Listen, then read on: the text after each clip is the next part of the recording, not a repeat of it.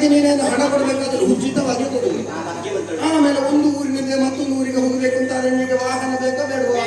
ನಿಮಗೆ ಧರ್ಮಾರ್ಥ ವಾಹನದಲ್ಲಿ ಸಂಚರಿಸುವುದಕ್ಕೆ ವ್ಯವಸ್ಥೆ ಇರುವ ಭಾಗ್ಯವ ನಿನಗೆ ಬಾರ ನಿಮ್ಮದು ಬಿಡು ಭವಿಷ್ಯಕ್ಕಿದೆ ದಾರಿ. ನಿನಗೆ ಖರ್ಚಿಗೆ ಬೇಕು ಅಂತ ಆದ್ರೆ ತಿಂಗಳಿಗೆ ಈ ಕ್ಷಣದಲ್ಲಿ ನಿಮಗೆ ನಾನು ಗೃಹಲಕ್ಷ್ಮಿಯಾದೆ. ನಿನಗೆ ಬೇಕು ಅಂತಲ್ಲ ನಾವು ಕೊಡುವುದು. ಇಷ್ಟನ್ನು ಕೊಡುವುದು ಯಾಕೆ ಗೊತ್ತಾ? ಯಾಕೆ? ಲಾಭ ಇಲ್ಲದೆ ನಾನು ಕೊಡುವುದಿಲ್ಲ, ಗೊತ್ತಾಯ್ತಾ?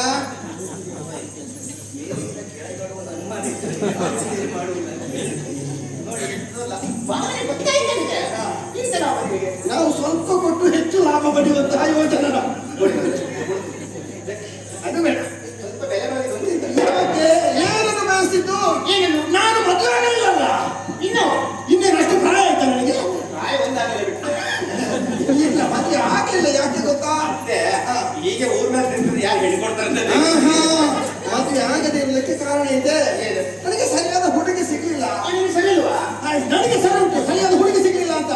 ಜೋಡಿ ನಿನ್ನನ್ನು ನೋಡಿದ ಮೇಲೆ ನೀನು ನನ್ನನ್ನು ಮದುವೆ ಆಗುತ್ತಾ ದೇವರನ್ನು ಹೇಳುದಿಲ್ಲ. ನನಗೆ ಗೊತ್ತಾಯ್ತು, ನಾನು ನೀವು ಸರಿ ಜೋಡಿಯಲ್ಲ ಅಂತ ಹೇಳಿ. ಬೇಡ ಹಾಗೆ ಅಂತ ನಿನಗೆ ಒಂದು ವ್ಯವಸ್ಥೆ ಮಾಡಿಕೊಡ್ತೇನೆ ಅನ್ನೋ ಹಾಗೆ ಹೇಳಿದಿನಲ್ಲ. ನಿನಗೆ ಏನು ಉಪಕಾರ ಬಯಸಿದ್ದು ಗೊತ್ತಾ? ನಾವು ಇಲ್ಲಿ ಮಾತಾಡ್ತಾ ಇರುವುದಲ್ಲ, ಸ್ವಲ್ಪ ಕತ್ತಲೆ ಜಾಗಕ್ಕೆ ಹೋಗುದು. ನಾವು ಅಲ್ಲಿ ಹೋಗಿ ಮುಖ ನೋಡುದು. ಎಂತ ಹುಚ್ಚೆ ಕತ್ತಲೆ ಮುಖ ಕಾಣ್ತದ? ಮುಖ ನೋಡುವಷ್ಟು ಕನಕಿನ ವ್ಯವಸ್ಥೆ ಮಾಡಿಕೊಡ್ತೇನೆ. ಆಮೇಲೆ ನೋಡ್ತಾ ನೋಡ್ತಾ ಹತ್ತಿರ ಬರುವುದು ನೀನು. ನಾನು ನಿನ್ನ ಮೈ ಮುಟ್ಟುದು. ಹೌದು, ನನ್ನ ಕ್ರಿಯೆಗೆ ಸರಿಯಾಗಿ ನೀನು ಪ್ರತಿಕ್ರಿಯಿಸಬೇಕು. ನಿನ್ನ ಕ್ರಿಯೆಗಳನ್ನು ಸರಿಯಾಗಿ ಪ್ರತಿಕ್ರಿಯಿಸಬೇಕು. ಪ್ರತಿಕ್ರಿಯಿಸಲಿಲ್ಲ ಅಂದ್ರೆ ಕೊನೆಗೆ ನೀವು ಅಂತ್ಯಕ್ರಿಯೆ ಆಗ್ತದೆ. ನನಗೆ ಹುಚ್ಚು ಬೇಕು ಎನ್ನುವ ಹುಚ್ಚು ಯಾವುದು ಗೊತ್ತಾ? ನಿನ್ನ ಶರೀರ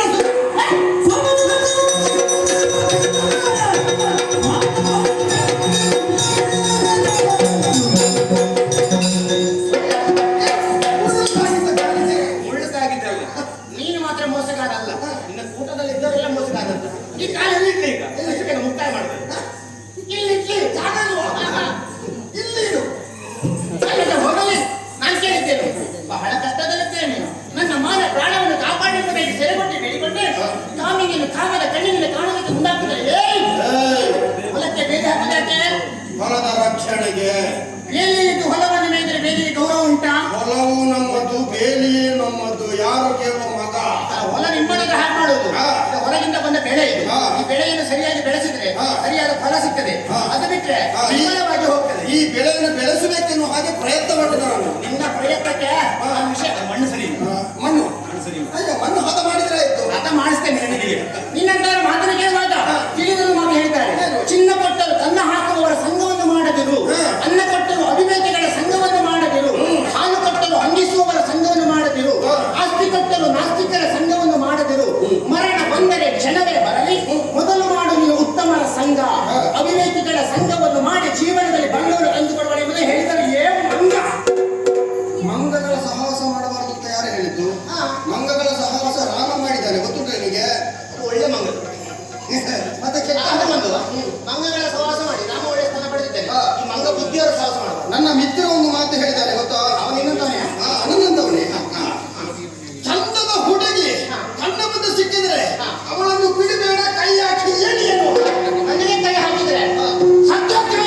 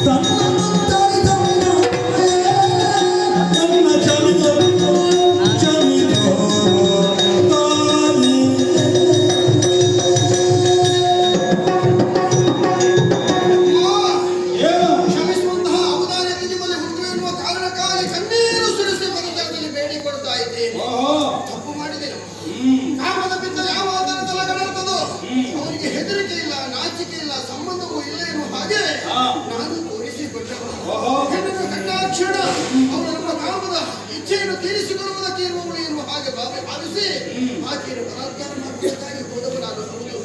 ಆದ್ರೆ ನನ್ನನ್ನು ಹೆತ್ತವಳು ಒಬ್ಬಳು ಹೆಣ್ಣು ಎನ್ನುವುದನ್ನು ನಾನು ಮರೆತು ವ್ಯವಹರಿಸಿದನು. ಆದ್ರೆ ಇನ್ನು ಮುಂದೆಯಾದರೂ ಈ ಲೋಕದಲ್ಲಿ ಸಜ್ಜನನಾಗಿ ಬದುಕಬೇಕೆನ್ನುವ ಬಯಕೆ ನನ್ನದು. ಅದಕ್ಕೆ ಅವಕಾಶ ಉಂಟೇನಮ್ಮ? ತಪ್ಪು ಮಾಡುವ ಸಹಜ, ಕಿತ್ತುಗಾಡುವ ಮನುಷ್ಯ. ಓದಿ ಬ್ರಾಹ್ಮಣನಾಗು, ಕಾದು ಕ್ಷತ್ರಿಯನಾಗು, ವೈಶ್ಯನಾಗು, ಶೂದ್ರನೇ ಆಗು, ಏನಾದರಾಗು, ಮೊದಲು ಮಾನವನಾಗು. ಆಗುತ್ತೆ ಅಂತಾದ್ರೆ ಅವಕಾಶ ಇದೆ. ಬದುಕಿಗ